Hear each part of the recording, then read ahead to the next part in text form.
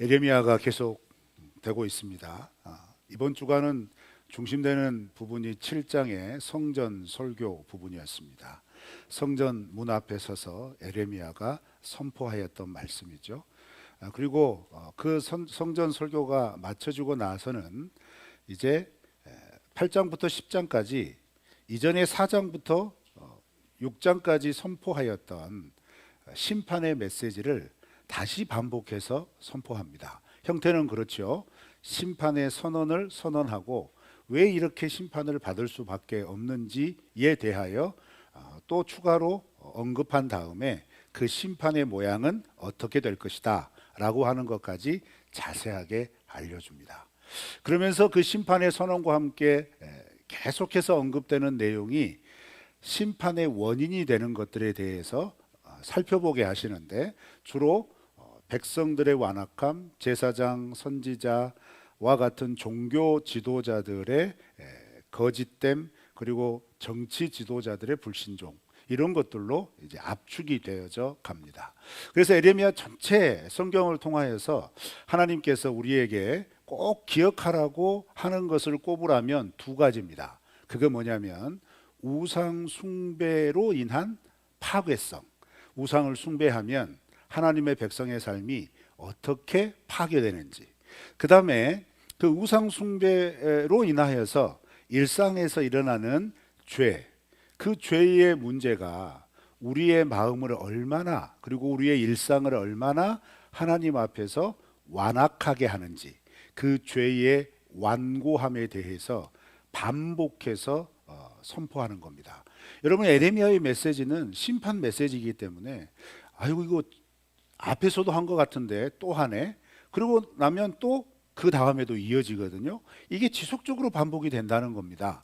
그런데 이렇게 하나님께서 지속적으로 심판에 대한 확실성, 그리고 이 심판이 어떻게 이루어질 것인가에 대한 구체성, 그리고 그 구체성이 실제로 이루어지게 될 고통스러움, 이런 것들을 반복해서 말씀하시는 목적은 분명합니다.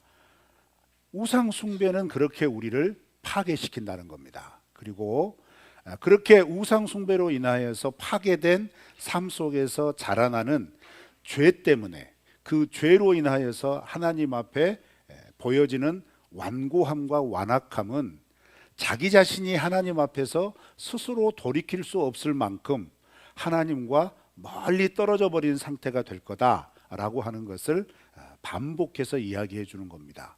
그래서 오늘 본문 말씀도 초반부에는 그 유다 백성들의 상태를 얘기를 하잖아요. 그래서 사람이 넘어지면 일어설 줄 알고 떠나갔다면 다시 돌아올 줄 아는데, 어떻게 된 게 이스라엘 백성들은 점점 멀어지고 있구나, 멀어져 가는구나, 이렇게 하나님이 한탄을 하세요. 그리고 4절부터 6절 말씀에는 그런 뉘앙스를 가지고 개역 개정 성경에는 드러나 있지 않지만 히브리어 성경에서는 동일한 단어가 6번이나 반복돼서 기록이 됩니다. 그 단어가 뭐냐면 슈브라고 하는 단어입니다. 대개 구약 성경에서 슈브라고 하는 단어를 쓸 때 직역하면 돌아오다 라고 하는 뜻으로 쓰여지지만 회개의 의미로 주로 쓰여지는 단어입니다. 그런데 이 단어는 두 가지의 중의적인 의미가 있어요. 예를 들어서 하나님에게서 돌아섰다, 그건 뭐예요? 죄를 지은 거예요. 그렇죠? 그런데 하나님에게로 돌아선다 라고 하는 건 뭐죠? 회개입니다. 요 두 가지 의미를 함께 쓴다는 것이죠. 그래서 여러분 4절 보시고 5절 보시고 6절 보시면 개역 개정에는 여러 단어로 표현이 되어 있지만 이 단어들이 다 슈브라는 거예요. 그런데 공통점이 있습니다. 하나님에게서 돌아서서 하나님에게서 멀어졌다라고만 사용하고 있어요.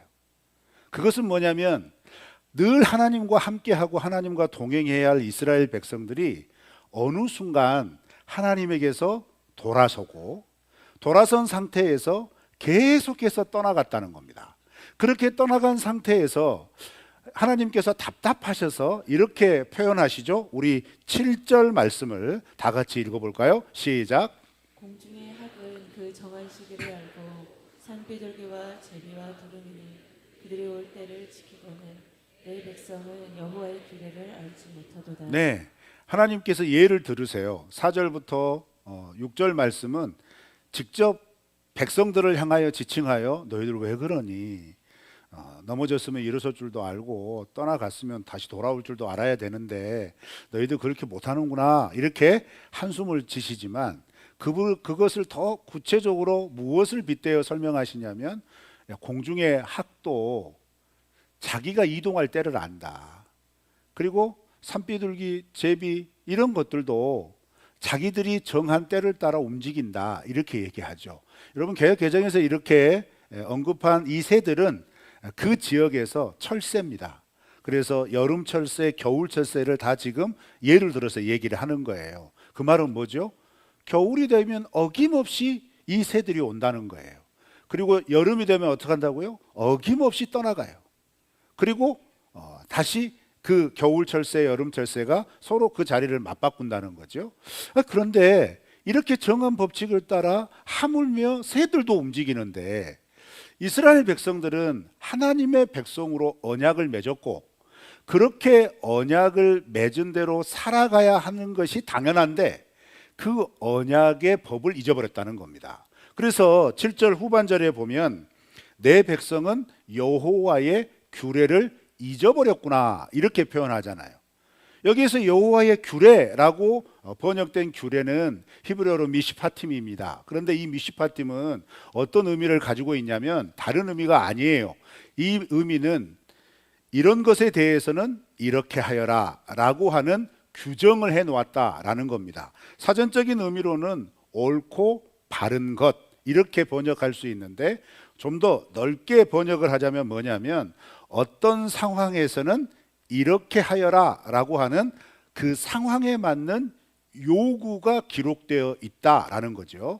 그러면 이 여호와의 규례는 성경에서 어디에 있냐면 가장 처음 출애굽한 이스라엘 백성들에게 시내산 아래에서 주셨던 여호와의 판례를 가르칩니다.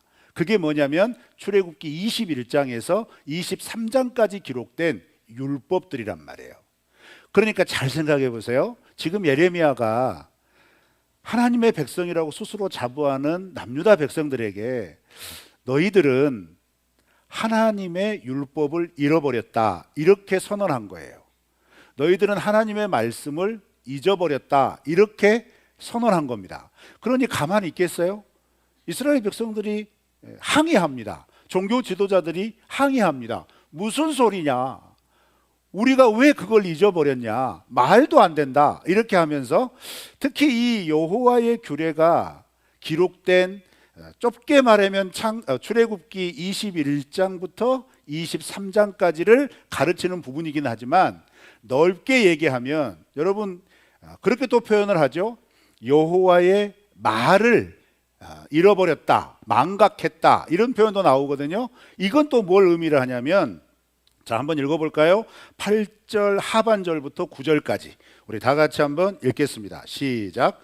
참으로 서기관의 거짓에 굿이 거짓되게 하였나니 지혜롭다 하는 자들은 부끄러움을 당하며 두려워 떨다가 잡히리라.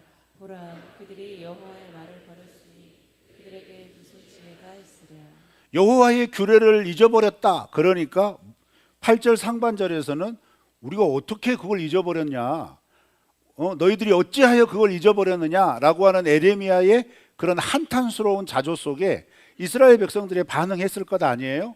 그래서 너희들이 여호와의 말과 여호와의 율법을 잃어버린 증거가 뭐냐라고 했을 때 두 가지를 들어요. 두 가지를.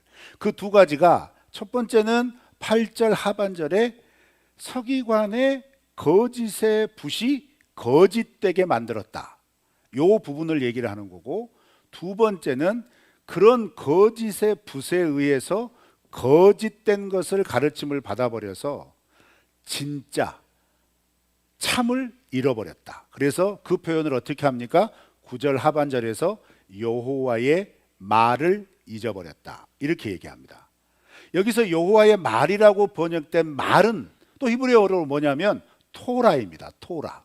여러분, 이스라엘 백성들에게 토라라고 하는 단어는 사전적인 정의로 얘기하자면 창세기부터 신명기까지의 5권의 성경을 토라라고 합니다. 그리고 좀 더 넓은 의미로 해석을 하면 그런 5권의 모세 오경에 기초해서 그것을 해석하고 가르치는 대부분의 기록물들을 토라라고도 우리가 이해하고 있어요. 그래서 여러분, 이 토라의 기준은 모세 오경이 사전적인 기준이지만 이것에 따라서 장로들의 유전 혹은 서기관들의 가르침이라고 표현된 미쉬나 미시파트 이런 것들로 이제 이렇게 기록되어져서 전해 내려오는 그런 가르침들을 통칭을 합니다. 하나님의 말씀을 가르쳐 놓은 가르침들이라는 거예요. 자, 그런데 에레미야가 너희들 이거 잊어버렸다 이렇게 이야기를 하는 겁니다. 그러면 이것과 관련된 역사적인 상황들을 조금 이해를 하셔야 돼요.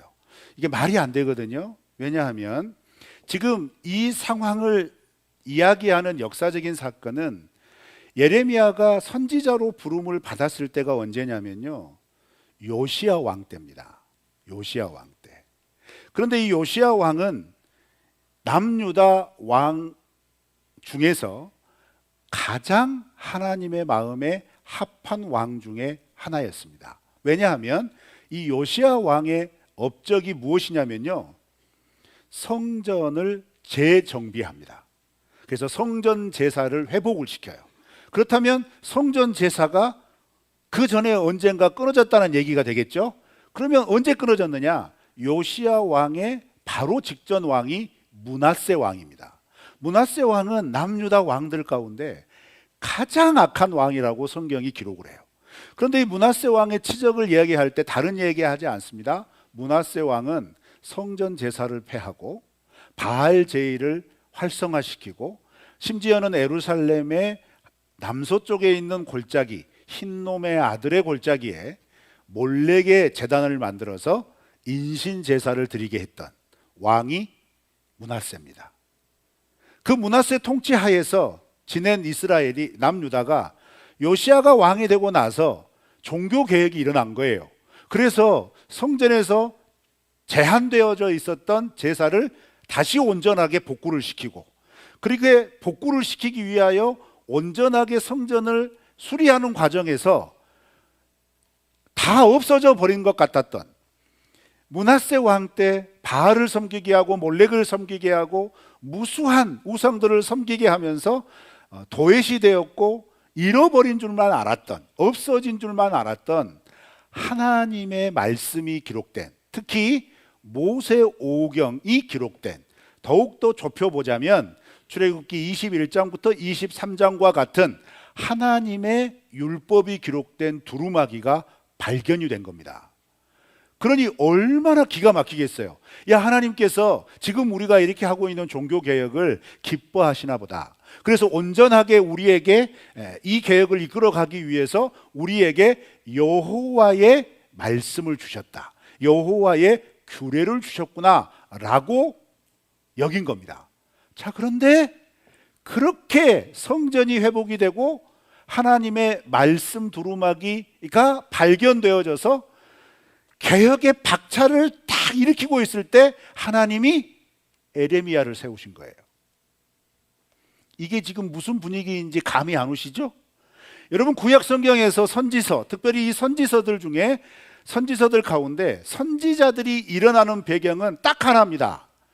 그의 하나님의 백성 이스라엘이 하나님의 말씀을 노골적으로 거부하고 하나님의 말씀이 아니라 자기 마음대로 살아가는 것들이 심화되어져서 도무지 두고 볼 수 없을 때, 이거 돌이킬 기회를 빨리 줘서 이대로 놓아주면 하나님의 준엄한 심판이 일어날 수밖에 없으니까 다시 돌아오게 하기 위하여서 그때마다 선지자들을 세우신 겁니다. 이렇게 세운 선지자들이 기록한 선지서들은 구약 성경의 3분의 2가 넘어가요. 그런데 에레미야를 세울 때가 어떤 때라고요? 성전 세우고 다시, 그리고 그 안에서 공사하다가 발견한 하나님의 말씀이 발견되어져서 이 말씀을 다시 가르치기 시작한 때란 말이에요. 아이러니하지 않습니까? 여러분 충격 안 받으시는구나. 이거 충격받아야 돼요. 왜 충격받아야 되는지 아세요? 오늘날 한번 비교를 해볼까요? 교회가 멋지게 세워졌단 말이에요. 교회가. 그리고 그 교회당 안에서 말씀이 진짜 그냥 잘 선포가 돼요. 너무너무 말씀이 좋은 거예요. 그죠? 제발 그랬으면 좋겠어요. 제가 설교할 때 하나님 이런 말씀 선포지면 얼마나 좋아요? 근데 그 말씀이 기록된 근거들이 풍성하게 발견이 되고 이렇게 넘쳐난단 말이죠. 근데 선지자가 세워진 거예요. 그 말은 뭐예요? 말씀 안 지켰다는 얘기입니다. 그렇게 책이 발견되어지고 형식이 회복되어지고 외양이 세워지는 것은 휘황찬란하게 세워졌을지 모르지만 백성들의 삶은 여전히 4절부터 6절에서 뭐라고 그래요? 하나님께로부터 돌아서서 돌아오지 않고 점점 멀어지기만 한단 말이에요. 4장부터 6장까지 심판의 메시지를 선포하고 또 예레미야뿐만 아니라 동시대에 스바냐 선지자를 세우셔서 하나님이 남유다 백성들에게 심판의 확정을 선언하고 지금이라도 그 심판은 이루어지겠지만 너희 영혼이 구원받기 위해서 돌아오라 라고 선포를 시작한 시기가 번듯하게 성전이 확립이 되어지고 하나님의 율법이 온전히 발견됐단 말이에요. 성전도 있고 말씀도 있는데 지도자들도 있었고 제사가 다시 회복되어져서 번듯하게 진행되어지는 그 과정에 하나님이 심판을 확정하신 겁니다. 왜 그랬을까요? 그게 8절 하반절이에요. 서기관의 거짓의 붓이 거짓을 가르쳤다는 겁니다. 이 상황이 무슨 상황이죠? 자, 여러분, 므낫세 치하 동안 하나님의 말씀의 두루마기들이 다 불태워집니다. 가르칠 자료가 남아있지 않는 거예요. 그렇죠? 그래서 여러분, 므낫세 통치는 40년간 이루어졌어요. 그런데 므낫세가 뭐 처음부터 이렇게 바알을 숭배하게 하고 몰렉을 숭배하게 하고 다른 우상들을 섬기게 하지 않았습니다. 되게 중간쯤 지난 후반부부터 본격적으로 남유다가 완전히 하나님께로부터 돌아섰다 이렇게 해석을 해요. 자, 그런데 그러면 못해도 20년 이상 므낫세는 끈질기게 하나님에게서 돌아서서 온 유다 백성들을 하나님으로부터 멀리 돌아서게 만들어버렸다는 거예요. 그렇게 멀리 돌아서게 한 두 가지의 중요한 행위가 있어요. 하나는 성전 제사 대충 드리게 하는 겁니다. 대충 드리게 하는 게 뭐예요? 그냥 시간만 지키고 형식만 지켜서 와서 드리면 그만인 거예요. 거기에 마음이 없게 만들어버려요. 그래서 마음이 없게 만드는 구체적인 게 뭐예요? 예레미야 선지자가 반복해서 얘기하죠. 바알도 섬기고 하나님도 섬기는구나.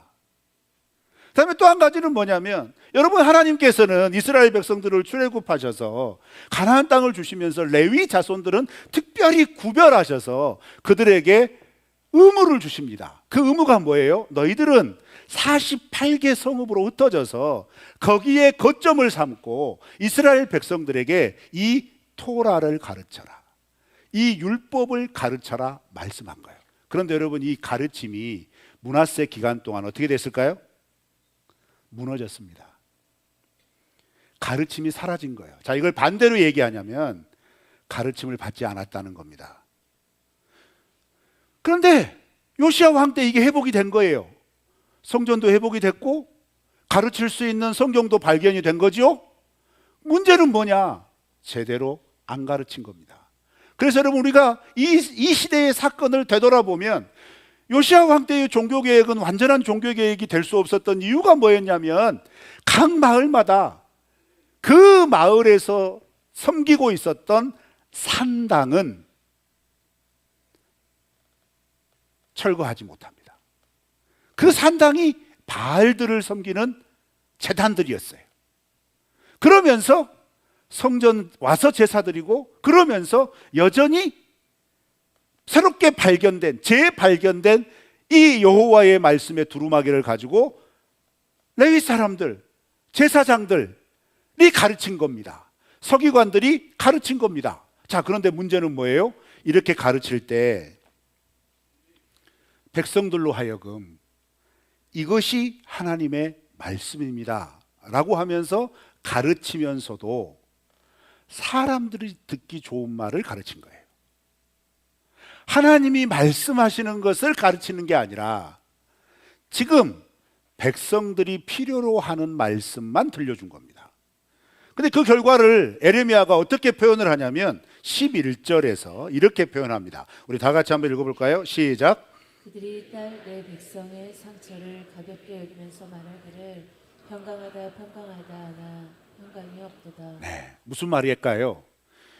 이스라엘 백성들에게 하나님의 마음으로 지금 들려줘야 할 말씀보다는 지금 남유다 백성들이 우상을 숭배하여 그들의 영혼과 삶이 파괴되어져 갔단 말이에요. 하나님의 말씀을 제대로 듣지 못해서 어떻게 돌아가야 할지에 대한 기준이 사라져 버린 거예요.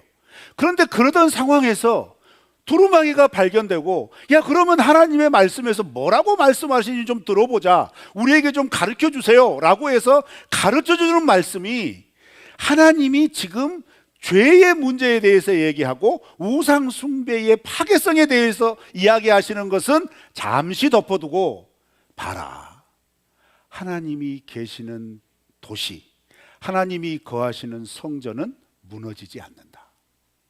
하나님이 이 성전에 계시니 지금 북쪽으로는 바벨론이 새롭게 일어나서 우리를 압박하고, 남쪽으로는 애굽이 새롭게 일어난 바벨론 견제하기 위해서 계속해서 치고 올려오고 그러고, 위아래로 끼어가지고 이렇게 힘들고 어려운 상황이지만 하나님이 성전에 계시니 우리는 평안하다, 하나님이 지켜줄 거다 하면서 지도자들이 원하는 말, 백성들이 듣고 싶어하는 말로 그 발견된 율법서의 두루마기를 해석하고 그걸 공식화시켜버린 거예요. 그런데 출애굽기 21장에서 23장, 특별히 신명기의 율법들은 하나님께서 하나님의 백성으로 분명히 지켜야 할 법도들을 가르친 거여서 평안하다 평안하다는 말보다는 이러할 때는 이렇게 지켜야 한다 라고 하는 일상 속에서의 하나님 나라의 백성의 삶의 도리, 태도, 이런 것들을 가르치는 거였거든요. 그런데 서기관들은 이것들을 어떻게 각색을 시켰느냐? 괜찮다, 우리가 지금 이렇게 큰 혼란의 소용돌이 속에 있지만 하나님이 우리를 지켜주실 거다, 우리는 여전히 하나님의 백성이고 하나님이 우리를 돌보아 주시니 평안할 거다, 이렇게 말하면서 여전히 바알을 숭배하고 산당에서 여전히 하나님의 말씀과는 상관없는 태도들을 취했다는 거예요. 그래서 에레미야가 분명하게 선언합니다. 너희들은 여호와의 말을 잃어버렸다. 이걸 오늘날 우리의 상황으로 한번 접목을 시켜볼까요? 언제든지 갈 수 있는 교회당이 주위에 널려 있습니다. 그렇죠? 마음만 먹으면 언제든지 돌아와 하시면서 기다려주시는 하나님 품에 언제든지 안길 수 있다고 사람들은 생각합니다. 그런 교회가 있고 교회당이 있고, 그 교회당에 가면 얼마든지 하나님의 말씀이 들려옵니다. 그리고 여러분 교회 나오실 때, 교회 들어오실 때, 요즘은 그것조차도 없어졌는데, 죄송해요, 에레미야의 말씀이 이런 거니까 제가 이해하시기 쉽게 직접적으로 예를 들게요. 여러분 교회 나오실 때 챙기시는 게 있죠. 뭘 챙겨갖고 오십니까? 오, 진짜 잘 챙겨 오시네요. 근데 요즘 청년들은 성경도 안 챙겨 옵니다. 요즘 아이들은 그냥 털레털레 옵니다. 그런데 적어도 이 자리에 계신 분들은 다 성경을 가져오셨을 거예요. 자, 그렇게 예배 드리고 성경책을 가지고 집에 돌아가셨어요. 그 성경책 어떻게 하세요? 그리고 주일이 됐어요. 어떻게 하세요? 다시 들고 나오죠. 손에 성경이 있으면 뭐 합니까? 이게 에레미야 시대의 상황이라고요. 더 심각한 건 요즘은 유튜브 보면 기라성 같은 목사님들의 말씀이 쫙 쏟아집니다. 숏 영상 보시면 말씀이 얼마나 단지 몰라요. 심지어는 제가 사랑하는 아내도 제 말씀보다 다른 교회 말씀 잘 듣습니다. 제가 아유야 좀 거시기 하네 라고 해도 어쩔 수 없어요.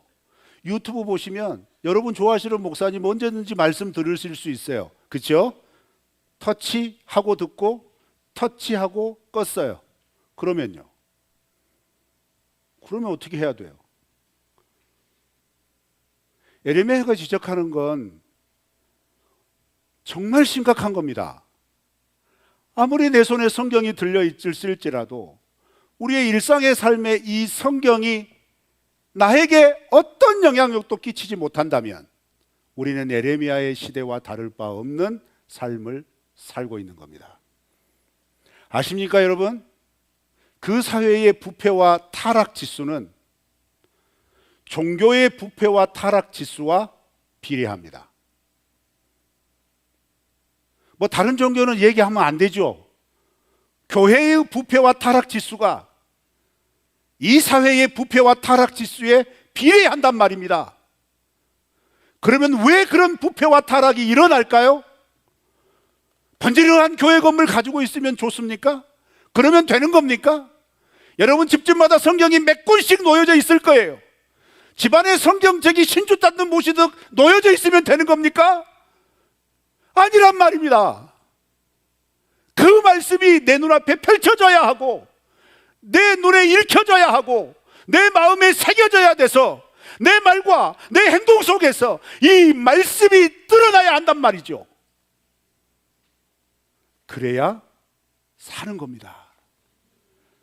그래야 심판이 확정된 시대라 할지라도 우리의 영혼은 하나님의 나라로 구원을 받을 수 있다는 겁니다. 그래서 하나님은 심판이 확정된 이 시대라 할지라도 심판이 몰려내려고 있지만 에레미야를 세우셔서 네 영혼이 구원받기 위해서 네 몸이 구원받기 위해서 지금이라도 돌아와라. 지금이라도 말씀 앞에 서라. 지금이라도 말씀 안에 거해라 라고 피 터지게 외치고 있는 거예요. 도누리교회 예배 나오셔서 이와 같은 성령의 음성이 민감하게 우리의 마음에 새겨지시기를 축원합니다. 조금 거북스러우셔도 우리가 그리스도인다운 삶에 과연 합당한가? 라고 하는 말씀에 직면하게 할 수 있는 건강한 교회가 되기를 기대합니다. 하나님의 말씀이라면 즐겁고 유익하고 평화로운 평안의 복음도 우리에게 선포되겠지만 정말 하나님이 우리의 삶 가운데 나를 사랑하시고 나를 구원하시기를 원하신다면 도무지 구원시킬 수 없는 내 삶을 보게 하실 겁니다. 도무지 구원의 은혜를 베풀어도 그 은혜가 은혜되지 못하게 하는 나의 우상숭배의 죄의 심각한 완고함을 깨닫게 하실 겁니다. 어떻게 해요? 말씀 앞에 섰을 때요. 말씀이 여러분의 귀에 들려지고 말씀이 여러분의 마음을 요동시킬 때 우리는 그 말씀 때문에 살아날 수 있는 겁니다. 이번 한 주간도 그렇게 살아내시기를 주님의 이름으로 축원합니다.